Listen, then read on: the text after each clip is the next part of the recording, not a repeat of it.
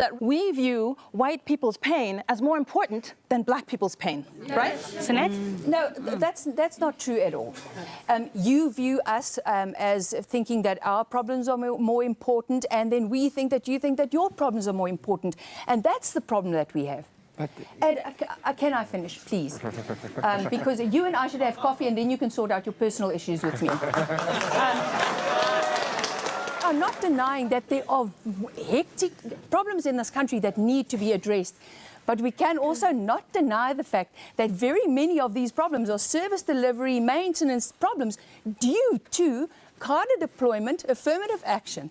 Because people have been put into positions that they are not qualified to do, and the country is falling apart. In this country, not fighting with each other and not pointing fingers. Why are we not in this together? I think the defining chord that runs through South African identity is the sense of exclusion. If you're poor and black, you feel excluded. If you're white and your ancestors were colonialists, you feel excluded. If you're multiracial, if you're colored, and your ancestors were slaves and colonialists, you feel excluded. Everybody in this country feels like they're being pushed out of the box of South Africanness. Our country was built on 350 years of systemic violence. Systemic violence, misogyny, and the exclusion. When we start to deal with the emotional, psychological, and spiritual baggage of that, then we'll start to form a country, we'll start to form a nation. But that is real, deep, inner, emotional, loving work. We need to start speaking from a place of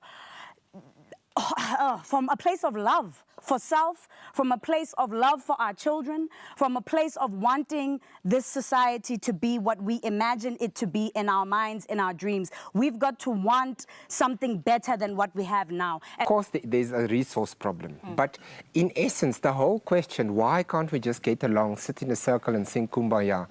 It is all about power. Who has the power? And yes, power is not only whether you have political power. It's whether you have economic power, yes, whether you have social power. If you have a white skin in a racist society, you have more social power. And it's a nasty concoction of things that makes it very difficult for people to come together as equals. Now, so are you admitting then that by virtue of having a white skin, that you have a level of power that I, with my black skin, wouldn't? I do, socially. For example, if I go into a shop, I know that no matter if I come from the gym, if I go to the gym, and I'm dressed scruffily, nobody's going to assume that I am somehow up to mischief. If I'm a black person and I go to the same thing, people are going to assume it. I wonder whether we're willing to cede our I-ism, our colorism, our Indianism, our blackism, our whiteism, our Africanism, in the interest of an African identity, which is something that I think is far more compelling than the kind of silos that we are trying to construct.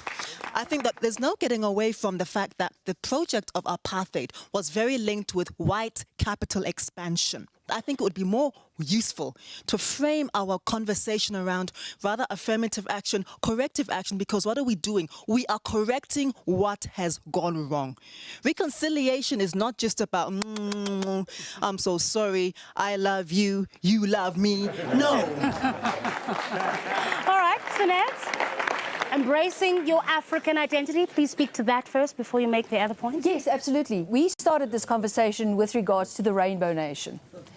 There cannot be a rainbow if we do not embrace the fact that we are several different cultures, we speak different languages, we have different traditions, and that was the plan, is for each of those to be preserved so that together it will be a really nice picture. But it all just became one big grey mess, and majority takes everything. And you cannot deny that.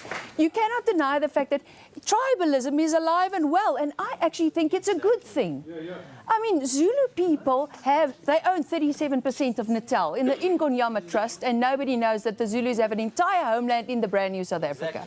But let them have it if they want, but then give it to us as well. I want to stay with this point about the rainbow and everybody having their own piece. And maybe you want to speak to that because you want to raise the issue of the Khoi. Yeah, I just want to start by saying your question, did the Rainbow Nation fail? It was never successful because it was never reality.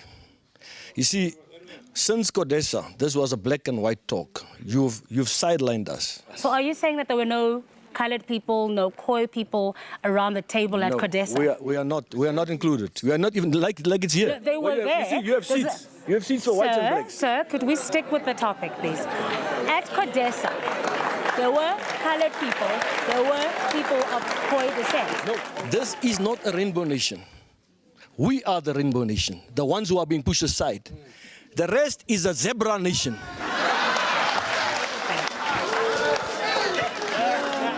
Teresa, I want to go into our workplaces because we've talked about, the insert specifically looked at your overt racism. But we're working in the same environments, right? We're all in the same offices. How are we interacting? Pretty negatively, unfortunately. I mean, after 20 years, one would have hoped there would have been more progress in terms of integration. You know, if I look back 20 years when we first started doing this work, there was definitely far more overt racism. I find it's now a far more covert thing. It's as if we can't talk about race, especially as white people. And until we have this discussion, especially in the workplace, until we negotiate and talk to each other, we're never going to build unity. This is our 20th year of democracy, and we're still hearing about me and my white and my, red October movement, and me and my little coloured thing. Why can't we be united? But so we need to educate each other. But isn't what Sinette saying is that we need, she's talking about the rainbow, but she's saying everybody in there needs to have their own space, and she feels that they don't have their own space in Well, this I country. think that, you know, we have so much space as white people. We have benefited hugely, and we still benefit every day from apartheid. It's nonsense to say we don't. Part of what happens in these conversations, and I spent many years of my life working on gender issues and working as a gender trainer. And so you'd come and have a discussion about what men and women and how women have less power than men. The men in the room would say, but you're not acknowledging the places where you have improved. And it would make feminists, myself included, feel very defensive. But the reality is that if I am not able to acknowledge that as a black person who has one of the most fantastic educations in the world, has access and political networks, and walks into a room with confidence and will get the CEO position regardless of affirmative action, right? If I don't acknowledge that I have power, right, then we're not having an honest conversation. And then Sinette and my brother over here get upset because the reality is there has been an increase of some black people's power. There has been a new black elite that has formed. So should we then change the way that we do black economic empowerment, change the way that employment equity is done? So me and you, who have already benefited, no longer benefit from What it. I'm saying, so I believe in affirmative action, okay? Because I'm also not, I'm not a black person who is so individualistic as to say my power and my access means that no one else must have. What I am saying is that a mature conversation on race also recognizes there are different types of power and that there are shades and nuances in the conversation about power. And when I can accept my own privilege that in a new South Africa, the cachet of being an articulate black person has a certain type of power, if I can accept that and acknowledge that, then I can have a conversation with Sinette because I've given a little bit of what she's talking about. And then I hope she can also hear me, right? You agree? I agree very much with what she's saying. I think it's about owning the truth of your own story with all of its complexity. So for me, as an educated middle-class woman, I know that when I walk into spaces, I carry a certain currency that is not carried by my brother who can't pee in a toilet that I peed in when I went to Wits. Exactly. You know? Exactly. But at the same time, I also acknowledge that when I do walk into spaces, for example, going into very poor, disenfranchised communities, I also have to acknowledge that the dysfunction that I see that exists in those communities is part of my historical baggage. I carry it within me. It's in my family, it's in my heart, it's in my choices. And what is worrisome is seeing people who own so much power in terms of land, in terms of resources, in terms of people you employ, in terms of the language that you've taken from these people people and used to create a nation. You own so much power, but do you concede that? Do you acknowledge that? Do you own that? If you owned a little bit of that, it would be easy to come to the table with you. It would be easy to acknowledge death is death, pain is pain. I mean, there were 350 years of conscription in this country. It's only one generation of white men who didn't go into the military. How much pain exists in white families? I'd be willing to hear that more than I'm willing to hear that your pain is your pain only, because everybody in this room is carrying pain. But I don't believe the debate from our side. 20 years into this democracy, the debate from our side has never been to negate your pain, nor has it ever been about saying that we want back to where we came from. White people voted for this democracy. No, they didn't. Yes, they did. No, they didn't. Yes, they did. No, they didn't, Sissy. No, they didn't. Yes. A handful. Did you vote ANC in 1994? I'm not talking about the ANC. Please listen. In 1992, white people had a referendum to decide whether they're going to allow the vote. And we gave the vote because we thought that what was happening was wrong. It wasn't yours to give. Do you acknowledge that? It was not your country to take in the first place, but we acknowledge the fact that you are here. We acknowledge that you are here. It wasn't your country to take. Is it your country? It's all of our countries, but acknowledge it's all of ours. It's all of ours. It's all of ours. It's all of My country. That's fine. It's not yours. It's not yours. This is not the place. This is not the place. Sir? It's my country. Yes, sir, this is not the place. It's everyone's country. People wearing this beret are saying we don't belong here. Okay, no one can hear you at this point, so I'd like to actually have a conversation, and I'll ask for tolerance in this room, please. Tolerance. All right, Sinet? What I'm saying is that I don't think the problem is with people on the ground, even the people sitting here. People who govern and politicians are determining the success of what is happening on the ground. We have rhetoric where people go on stages and say the colonists must go and we stole the land and we stole the mines. The Brits took the mines. Buddha never had mines. And we can't keep on having that rhetoric and move forward. Every time I switch on a television or I put on a radio and Julius Malema says that we don't belong here, and what is happening? It's a problem. You cannot preach reconciliation to one segment of the country and preach empowerment to the other segment. All right. Abel? There's a vast difference between, and I agree with you, there's a vast difference between rhetoric that's used to manipulate the population and sway people and the truth. Ne? And I would be interested in hearing how white people process the emotional baggage of what their ancestors did.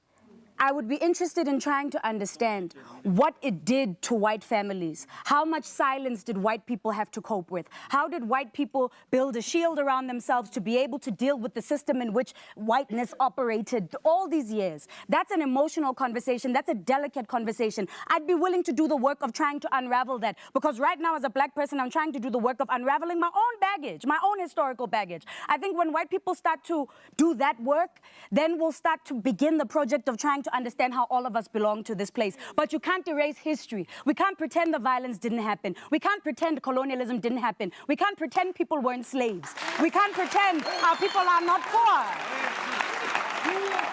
It happened. It happened. I'd be willing to hear white people say, you know what, it was Kak trying to pretend that this situation was normal. But I'm not hearing white people do that work. All right. What would that be? All right.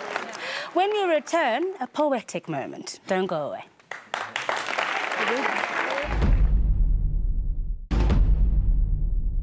South Africa is a fractured mirror, a paradox of schizophrenic selves who don't talk to one another, who coexist together but don't live with each other. And this is the time when you can become the greatest substance of your dreams, unless you live in a shack and don't speak English and don't know what this poem means. Tell me how it's possible for people who walk on gold to not know how to read. South Africa is an old-fashioned mutt who knows how to sing and knows even better how to cuss, who knows how to pray when she's about to run out of luck, who knows how to laugh really hard when the tears have run her into a rut, who knows that race is a farce because when the lights are off, everybody's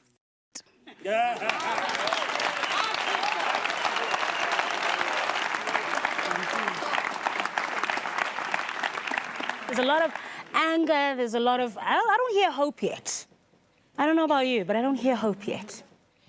I hear it. I hear it. Just us being here, having this conversation together, getting to a space that we need to get to as a nation, it will take a very long time. It's not child's work. For me to sit and listen to Sunette, listen to Pierre, listen to Sisonke, and to Lebu, and hear the various voices and digest the message that comes from them, I feel pained. I feel their pain. But at the same time, I feel there's hope because we're talking about it. We put a plaster on a gunshot wound in this country. That's what we did. And that needs to stop. We need to talk to each other and then come to a space of understanding. Because you're with the EFF. Yes, I am with the EFF. Explain that to me. Well, I explained in a simple fashion that in this country we've got more than 70% of the nation that's living in utter poverty. And if you go into the townships and especially in the squatter camps and you see how our children are living, we're talking about kids. We're not talking about black, white, color. We're talking about kids. So when I look at economic freedom fighters, we are looking at changes this country to bring it into a social system where there will be no class, where the state can take control and we can live in a society where everybody can be brought up to the same level. The thing of the Rainbow Nation that did not work, reconciliation can only work if we both reconcile. You cannot have Nelson Mandela giving forgiveness for a racist group of people that oppressed black people in the apartheid era and say, let us forgive them. They don't come forward and say, yes, we accept your forgiveness, let's reconcile with each other. They don't do that. We still have people in the audience here. We still have people in the audience here, like a gentleman there when she was talking about the black people being more educated and can actually contest for a position. I had a comment say, yeah, let's kill them. It's those comments that makes people to be killed on farms also. Because when you undermine a black person in this country longer, they are going to kill you.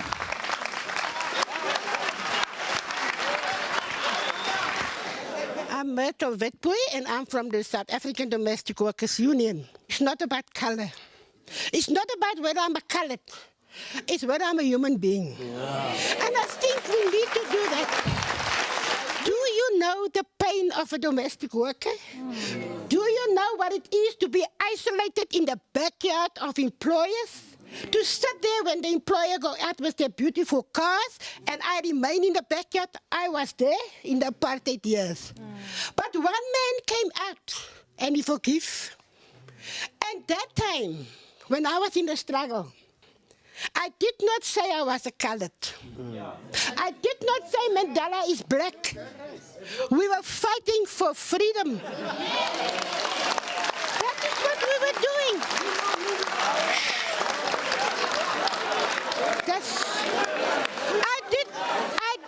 I did not classify myself as a colored. And when Comrade Mandela came out, he said there's black and there's white. Well, welcome back from wherever you're watching this from, brothers and sisters, kings, and of course queens, and of course comrades in the diaspora, and any other person who bump across this particular work accidentally. I just want to say hello.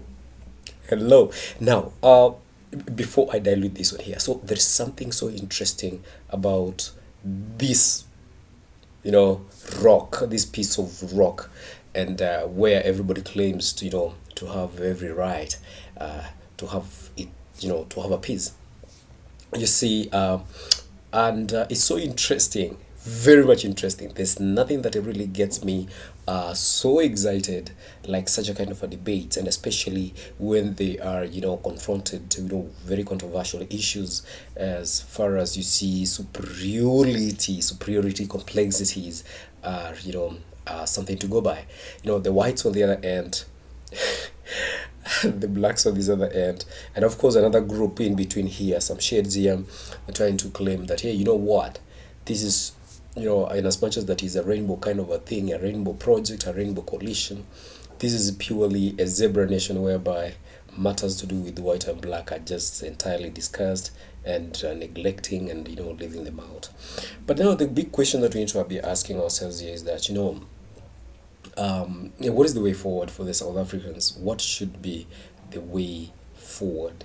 The constitution, even as Mandela states that, you see, when he came out of prison, specifically said that, you know, for this particular, you know, country to go forward or to move forward, there's got to be, you know, a realization, a deep awakening that, you know, South Africa is a country that is made up of diverse cultural setups, diverse, you know, belief systems, diverse political aspects. But then until these particular people realize that, oh, you know what, we are these, then nothing is going to materialize. And from this particular debate, one thing that I'm also learning, and I also hope that you also got it, is that South Africa, if they embrace this particular truth, and everybody, all participants, they communicate or they contribute from a point of, you know, a serene, candid truthfulness, only then can they come to a mutual understanding and thrive as one united, you know, country. But again, guys, that has been my opinion. I also do stand corrected. Do drop me your comments on the comment section. What do you think from the conversation that you just had, from the debate that we just had?